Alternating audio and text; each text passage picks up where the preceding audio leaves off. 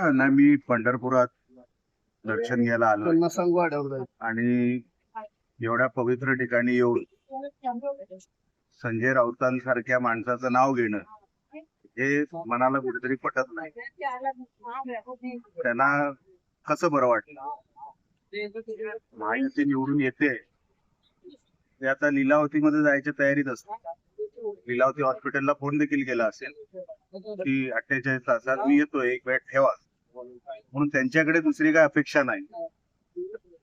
आणि एक विकृत माणूस आहे, त्या विकृतीच्या समोर आपण काय प्रतिक्रिया देणार.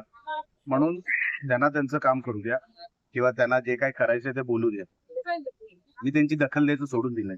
अदखल पात्र माणूस आहे, कधी निवडणूक लढवली नाही, कधी मैदानात उतरलेला नाही. 4 भिंतीमध्ये जो माणूस बोलतो त्याला मी किंमत देत नाही. नाही, त्या जलीलला चरबी आली, त्याला फार मस्ती आली, ते स्वतःला आता स्वतः तो नेता समजायला लागला. स्वतःला त्याची जागा दाखवावी लागणार.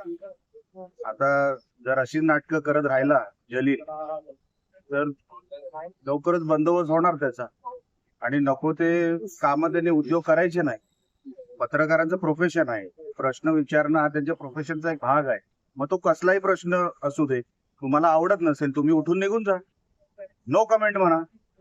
हात टाकणं म्हणजे यांची मजल कुठपर्यंत आली. एका प्रोफेशनल पत्रकारावर तर तुम्ही हात टाकताय म्हणजे तुम्हाला मस्ती झाली आहे ना, ते आता जिरवावी लागेल. मी विठुरायाचा आशीर्वादच घेण्यासाठी आलो की अगोदर जेव्हा तुळजाभवानीलाही गेलो होतो, आईचाही आशीर्वाद घेतला.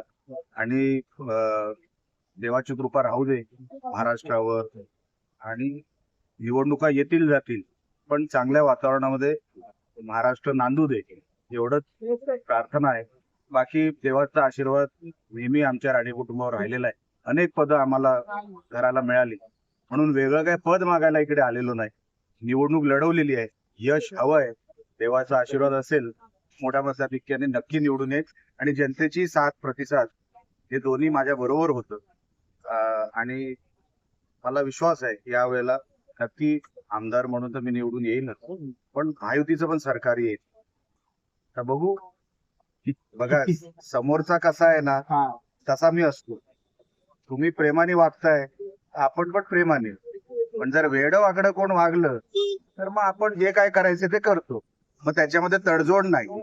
मी कधी स्वतःच्या स्वार्थासाठी कधी कोणाबद्दलही काय बोललेलो नाही. पण माझ्या नेत्यांवर, कुठल्याही माझ्या धर्मावर, अशा कुठल्या विषयावर जर कोण काही वेगळं वागायचा प्रयत्न करत असेल, काही वेगळं बोलायचा प्रयत्न करत असेल तर आम्ही तुटून पडतो, मग त्याला सोडत नाही. आणि हा स्वभाव राहणारच. समोरच्याने विषय दिला नाही तर मी त्यांच्या कुठल्या विषयात जात नाही, पण विषय दिला तर मी सोडणार. शिंदे फडणवीस साहेबांच्या सरकारने जे कामं केली, लाडकी बहीण योजना असेल, सगळ्या ज्या काही योजना राबवल्या त्या घराघरापर्यंत पोहोचवल्या. त्याच्यामध्ये कसली भेसळ झाली नाही, कसलाही करप्शनचा चार्ज लागला नाही. तळागाळापर्यंत सरकारचा पैसा पोहोचला. आणि सरकारचा जो मानस होता की हा सरकारचा पैसा हा लोकांच्या उपयोगात आला पाहिजे, तो लोकांच्या उपयोगी आला. ह्या गोष्टीचं समाधान गावागावात आलं, वाड्यावाड्यात आलं. आणि उत्स्फूर्तपणे लोक बाहेर पडली मतदानाला. आणि आपण बघाल की जी काय टक्केवारी वाढली, किंवा म्हणजे कोकणात वाढली असेल किंवा इतर ठिकाणी वाढली असेल, उत्स्फूर्त मतदान झालेलं आहे.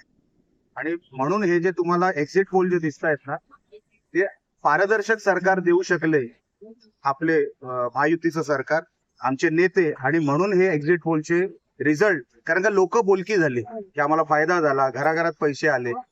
हे विरोधक आमची मस्करी उडवत होते ह्या योजना जेव्हा आल्या तेव्हा, नंतर स्वतःच योजना जाहीर करायला लागले आमचे. त्या लोकांना कळलं की कोण काम करू शकतं, आणि म्हणून हा उत्स्फूर्त प्रतिसाद आहे.